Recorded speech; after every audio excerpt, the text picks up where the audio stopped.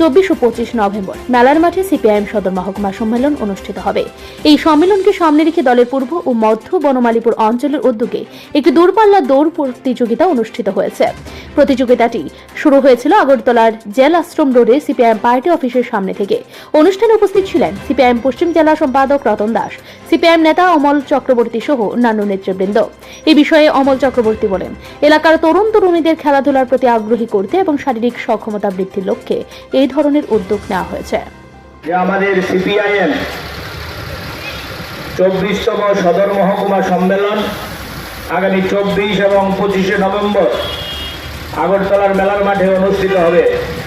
এই সম্মেলনের বার্তা মানুষের কাছে পৌঁছে দিতে গোটা আগরতলা শহরে সিপিআইএম এর উদ্যোগে বিভিন্ন কর্মসূচি আমরা গ্রহণ করেছি।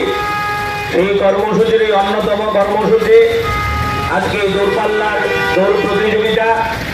আপনারা জানেন সিপিআইএম মধ্য বনমালীপুর এবং পূর্ব আগরতলা অঞ্চল কমিটির উদ্যোগে এই দৌড় প্রতিযোগিতার আয়োজন করা হয়েছে।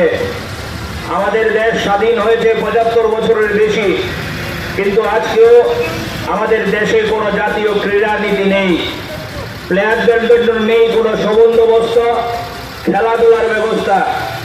আজকেও দেশের মধ্যে মহিলা কুস্তিগিররা তার ম্যানেজমেন্টের দ্বারা নিগৃহীত হন।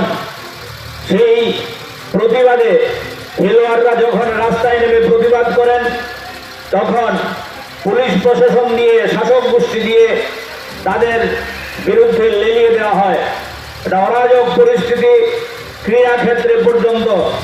তাই আমরা এই সম্মেলনের আগে সিদ্ধান্ত করেছি, সাংস্কৃতিক ক্ষেত্রে, ক্রীড়া ক্ষেত্রে আমরা এই ধরনের কর্মসূচি গ্রহণ করে খেলোয়াড়দের উৎসাহিত করব। দৌড় প্রতিযোগিতাকে ঘিরে এলাকার বাম সমর্থক যুব সমাজের মধ্যে ব্যাপক উৎসাহ উদ্দীপনা দেখা যায়। ব্যুরো রিপোর্ট, ঋদ্ধি নেটওয়ার্ক।